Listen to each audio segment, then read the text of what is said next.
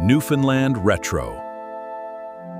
The Cod Moratorium, Part 1.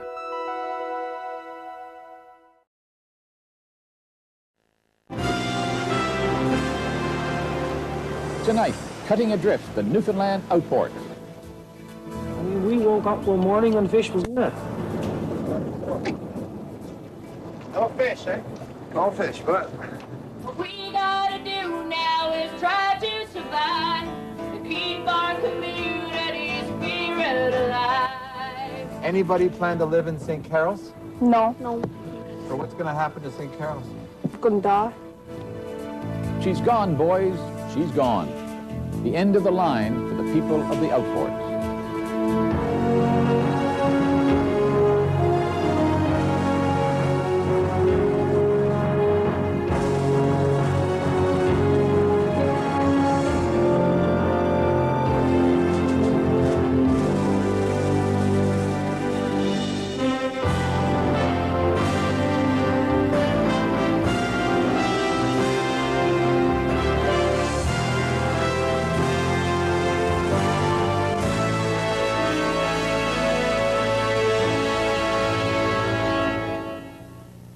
Good evening, I'm Knowlton Nash. Last year, the federal government announced a 2-year moratorium on the fishing of northern cod off the coast of Newfoundland. Overnight, 20,000 people lost their jobs. It was the largest layoff in Canadian history. Then, this past summer, another 12,000 fish and plant workers were thrown out of work as the fishing ban was extended along the eastern seaboard. The seas had run out of cod. This summer, a documentary team went to Newfoundland's northern peninsula when the cod fishing is normally at its peak. They met the men and the women in these centuries-old communities who are now left waiting in limbo by a barren sea.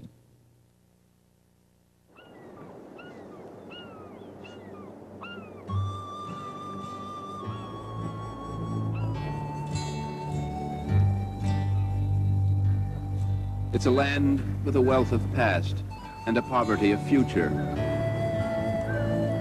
On the Great Northern Peninsula, once vital communities are decaying.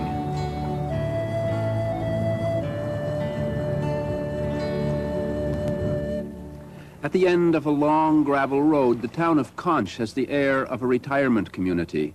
But for a week in July, everything changed. The invitation had gone across the country. Come back for a visit. It was Conch's come home year. Welcome back home to Conch. This year now 93. Come on home to Conch. She's calling out to ye.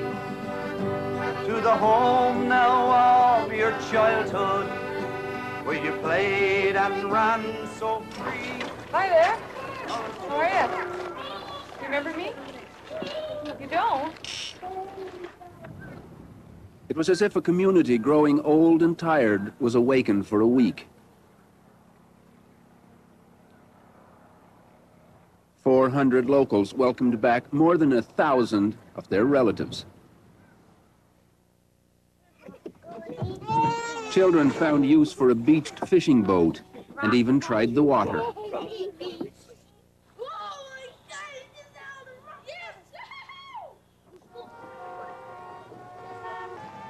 Conch was alive again.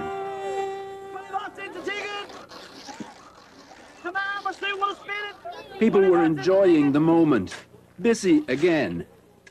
It was almost like the old days. With me spade and me hand, I'm shoveling sand, working like a slave. I'm sweating all day, saving my pay. Sometimes I think I'm digging my grave. Oh, come on, home to Conch. He's calling out your name. The Burns family came home from across Canada for a party that's also awake.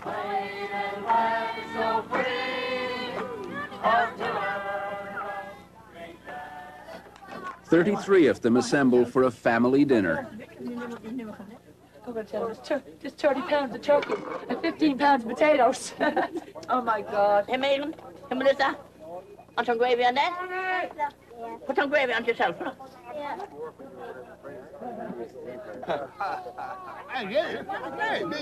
Bernie, his children call him the skipper. He's always told them that joining Canada was good for Newfoundland. He still thinks so. Get up. 1949. Gentlemen. When Louis Saint-Laurent. I don't forget. Is that Newfoundland? You won't lose your identity. What Canadian? Now don't get up anymore. I want, okay.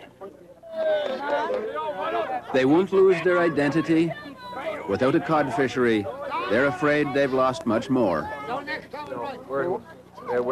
It's the thing of the past. In the 10 yeyears, we figure you'll probably be back here for the summertime to visit, and that's it.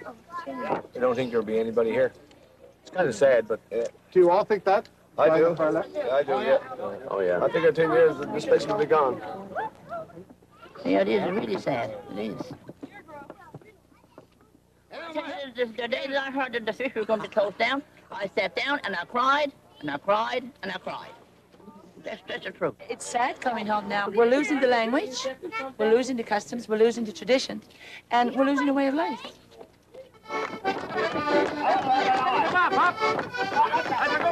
In Newfoundland, they call a get-together like this a time. In Conch, they're running out of time.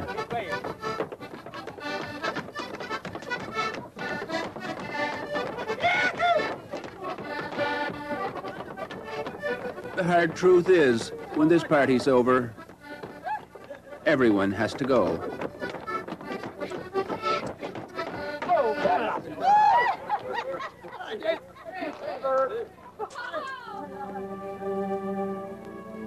What's left is this,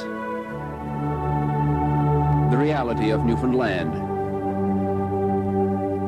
Two old people left alone, reflecting on a homecoming which for just a moment reversed the going away, knowing that when the young ones go, they take the future with them. I never thought that I'd ever live to see such going on, to think that the end could ever have been, but now she's gone, boy, she's gone. She's gone, boy, she's gone, she's gone. She's gone, boy, she's gone. What we didn't destroy, we allowed. In Gunner's Cove, Trevor Taylor and his wife Michelle feel cheated. He's been offered a job in Corner Brook, but all he has ever wanted to do is fish the waters that fed Newfoundlanders for generations. I mean, we woke up one morning and the fish was gone. Or we were awake and seen it going, but the rest of Canada woke up and seen that the fish was gone. And now, we might never see it back again.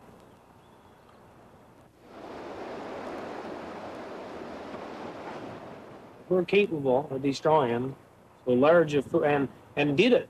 I mean, not even we're capable of doing a lot of things, I suppose, but the fact that we went and destroyed one of the greatest food resources, in the world, no, I mean, where are we stopping?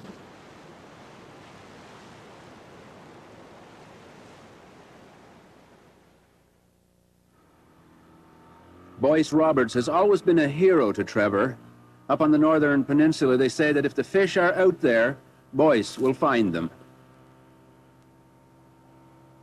He leaves behind a bay where Vikings roamed, where Jacques Cartier camped, where his family settled generations ago. The lighthouse marks the northern tip of Newfoundland. Here, where the water is rough, the codfish used to run. Used to. It's legal for Boyce and his partner Rick to fish for their own consumption, for their tables, as they say. No bottom there. Most generally, you can get a fish here almost any time, This is one of the best spots around for jigging, boy. I tell you, if you don't jig no one here, it's not a good sign anywhere else. It was once one of the richest fishing grounds in the world. No fish, eh? No fish, but None at all. It is now barren.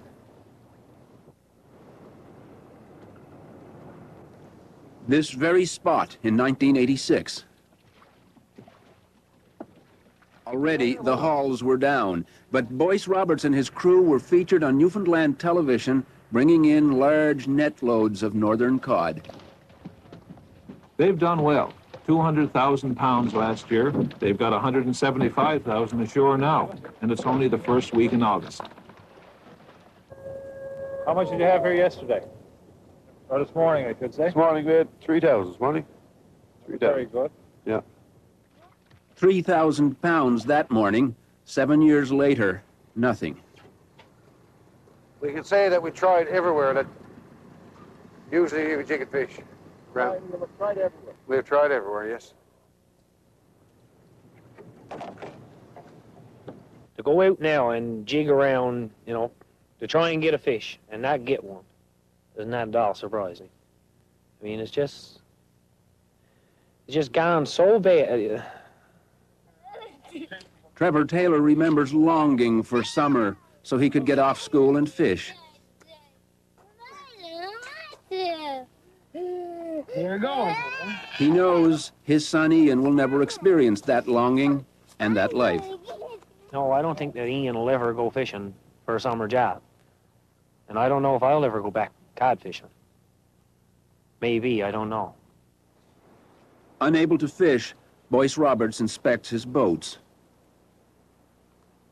And he contemplates his own life.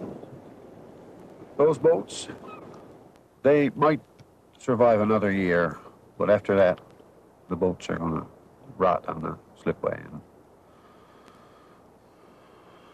that's why the people. People, you know, if they don't get back fishing with some fish in the water, you know, you're going to find it's going to be pretty sad.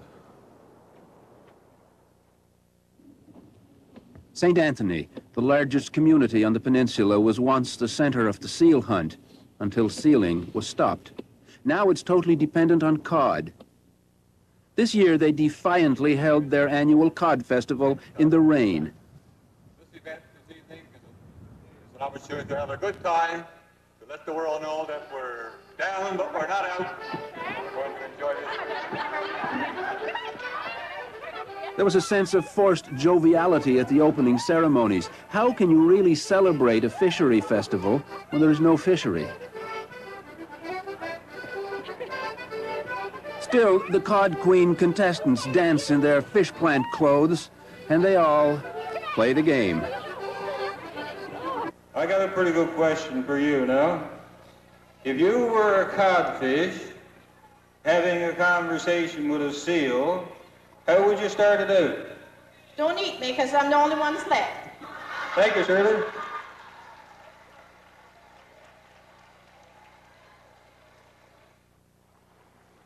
The joke is lost on a pensive Trevor Taylor.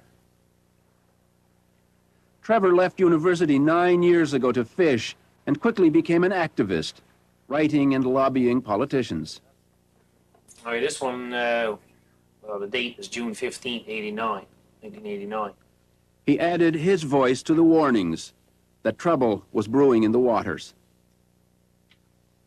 Daily, we are reminded of the decline in fish stocks, and for too long, these reminders have fallen on deaf ears.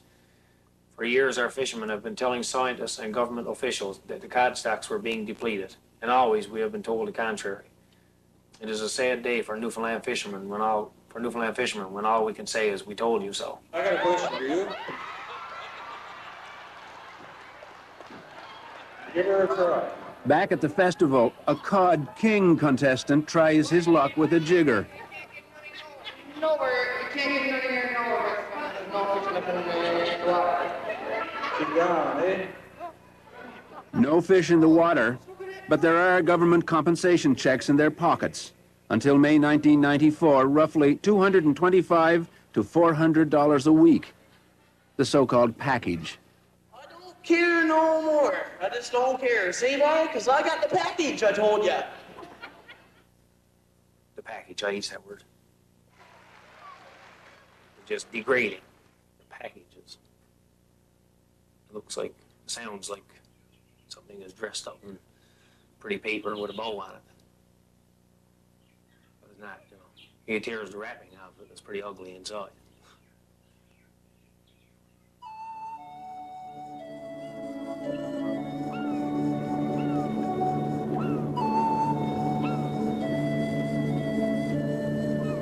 After a day on the water, this is hardly a fit meal for a fisherman. I thought we might get enough to eat. Why? I didn't think it should be that bad. But apparently it's getting worse all the time. Yeah, all day on the water. Well, I had to come in and heat no cod.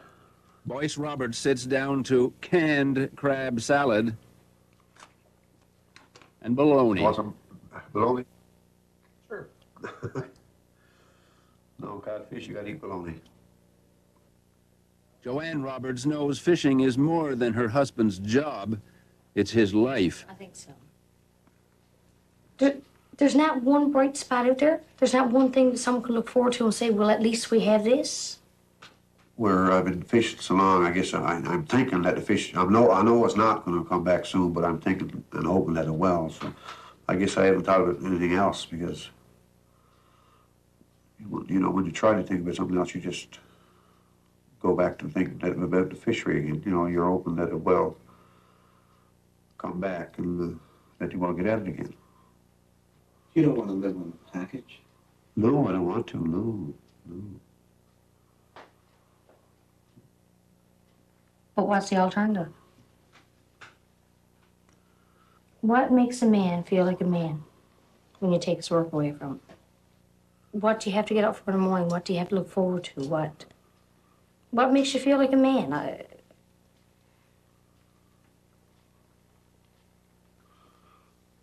You know, the easiest way to kill a man is to pay him to do nothing. It was a very sad day when they closed our cod fishery. We told them our cod stocks, they were getting very low. But they would not listen to us and they let the whole works go. It's going to take more than 2 years for our cod stocks to grow. And what we'll do during that time, I'm damned if we don't know.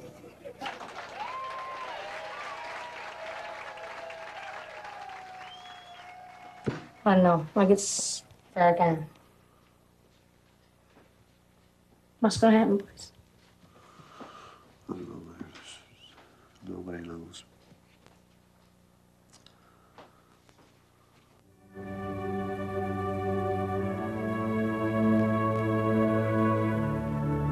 Trevor Taylor has a decision to make, to stay or leave.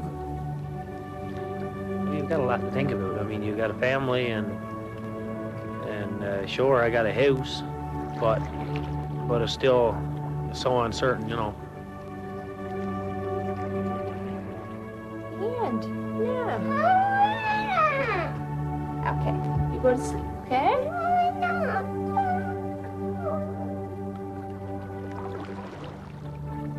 But having to leave and not wanting to leave, you know? There's too many ifs to stay, and there's just as many. Once you go, you'll probably end up saying, "What if I stayed?" You know, and that's the worst of it, I suppose. You know. She's gone, boys, she's gone, she's gone. She's gone, boys, she's gone. Cheese, please.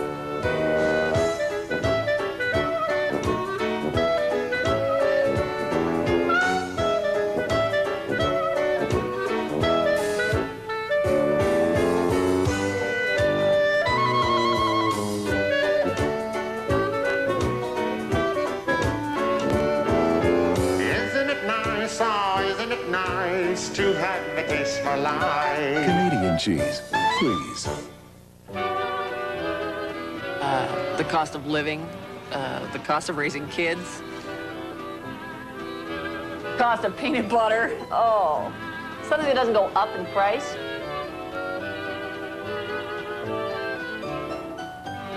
It's $19.95? That's good. Okay. Nick, you paying attention? Yeah. Yeah. Yeah. This I gotta see. Today is a very special day for Doug Irving. It's his first day. Hi, honey. Mom? Dad? In his first job. Can I help you? And for the first time ever, he'll make dinner for his family. A meat extravaganza pizza, topped with pepperoni, seasoned beef, sausage, bacon, and cheese. Mom, I'll do that. Do I know you? The meat extravaganza pizza, November's taste of the month, only at McDonald's.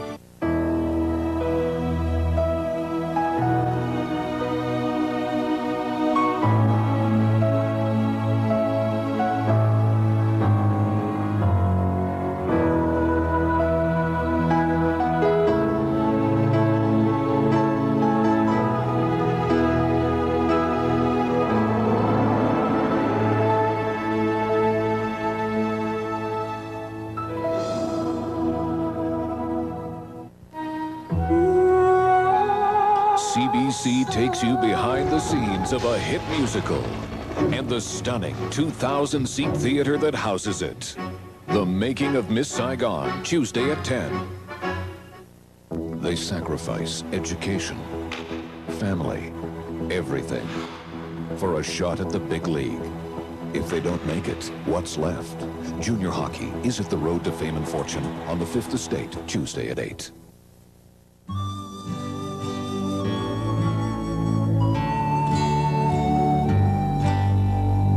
Newfoundland's northern peninsula is haunted by ghosts. This place was called Fortune, and it's just out of sight of Trevor Taylor's home. A dead community warns him how fragile his way of life really is. I don't want communities to die. I mean, you know, I grow up here. It's my life, it's my home, but there, I mean, I don't see any future for it. You know, I heard a fellow say the other day, it's kind of funny, I suppose, said, well, they sent us over to catch the fish. We got it caught, so send us back. You know, to England, right? So, I mean, we're here, we came here to catch fish. We caught the fish, so if there's nothing else here besides fish, there's not much point of us being here. St. Carol's is a few kilometers south of Trevor and the ghost town. There are fewer than 25 families living here. There is no danger here for the barnyard animals that have the run of the place. There are rare signs of resistance to the decline. You find one up the gravel road. St. Carol's own home-built church. A testament to community spirit. Me and my wife, her family, have donated this in remembrance of our loved ones. And this More than anyone else, Willis Wyatt, a local fisherman, built this church. This one here, this was donated by our mother, in remembrance of Dad. And, He organized fundraising concerts. He led the construction team. He issued the call to work. Hey boys, we're going on back to church this morning, or there's something we got to do. And you see, all hands come. So it was great. That's community spirit. Community spirit. Community spirit is the right word for it, yeah. These days, the people who built the church are doing odd jobs, still helping out their neighbors. But they have too much time on their hands. New spirits hover at the fringes of the community, mournful specters of the future. As long as its people are confined to land, St. Carol's lives under a slow sentence of death, and Willis Wyatt watches helplessly. One time everything was in top spirit, right? You know, down on the wharf, to be a crowd of men and all man's chatting and joking, but you can see something happening. You know, everything is getting silent. You go down the wharf now, you won't see anybody, right? There's nobody down there. Don't forget to like, comment, share, and subscribe.